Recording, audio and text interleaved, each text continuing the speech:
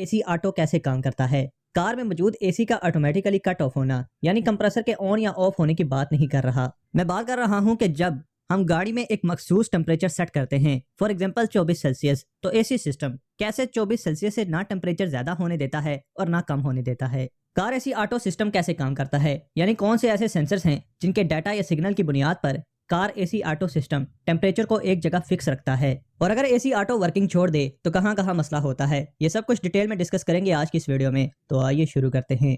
तो पहले हम ये देख लेते हैं कि AC auto temperature control mechanism में कौन कौन से सेंसर्स और कंपोनेंट्स शामिल होते हैं। तो गाड़ी के अंदर एसी को कंट्रोल करने के लिए एक कंट्रोल यूनिट लगा होता है जो कि अक्सर अलग होता है, जिसे हम एसी किट बोलते हैं, या यह ईसीएम के अंदर बिल्ट इन आता है। एसी कंट्रोल यूनिट के साथ जुड़ा होता है एक एम्बिएंट टेम्परेचर सेंसर जो कि डैशबोर्ड के अंदर मौजूद एवापोरेटर या जिसे हम कूलिंग कॉइल कहते हैं उस पर लगा होता है।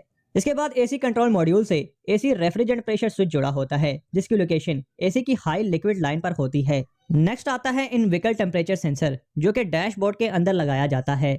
इसके बाद आएगा सोलार सेंसर जो कि डैशबोर्ड के ऊपर की साइड फ्रंट पर दिया जाता है जहां नॉर्मली धूप डलती है कार की फ्रंट विंडशील्ड से। और आखिर में आता है इंजन कूलेंट टेम्परेचर सेंसर जो कि इंजन के कूलिंग सिस्टम में लगा होता है। दूसरी साइड पर एसी डक में एक एक्चुएटर लगा होता है जो कि एसी डक में फ्लैप यानी कोई दरवाजा या वाल कह लें उसे कंट्रोल करता है ओपन और क्लोज होकर दोनों साइड्स पर।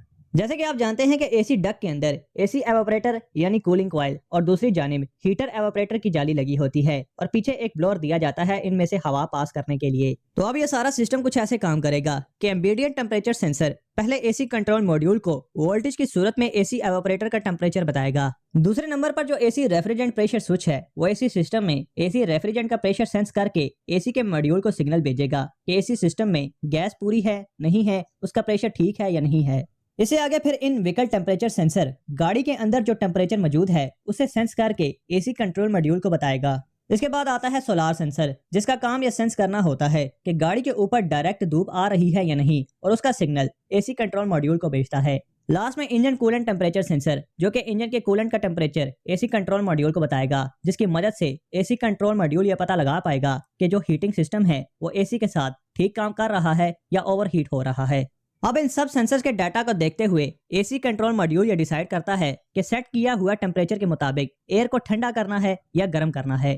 ये सारा काम एसी डक में मौजूद इस एक्चुएटर की मदद से किया जाता है जिसे सेट किए हुए टेम्परेचर से कम टेम्परेचर होने पर हीटर की जानिब से इसे खोल दिया जाता है।